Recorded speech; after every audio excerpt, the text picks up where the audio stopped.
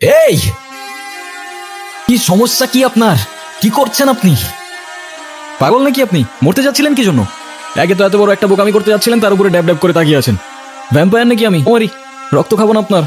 দেখেন, আমি জানি না আপনি কি, তবে এতটুকু জ্ঞান তো দিতেই পারি যে আপনার কষ্ট যতদিন আপনার ভেতরে চেপে রাখবেন না, সেটা বিষ হয়ে ভেতর থেকে আপনাকেই খেয়ে ফেলবে। এখন বলুন, এই বোকামিটা কেন করতে যাচ্ছিলেন? ওমারি, আমি কাউকে বলবো না।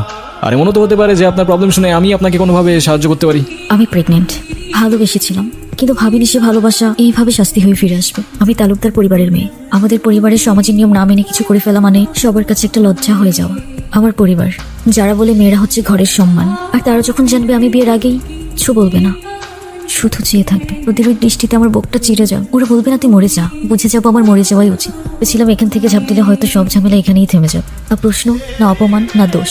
এখান থেকে ঝাঁপ দিলে আপনার চিৎকার থেমে যাবে সে ব্যাপারে তো কোনো সন্দেহ নাই, কিন্তু যার জন্য আপনি এখানে আসলেন সে তো দিব্যি ঘুরে বেড়াবে, রাইট?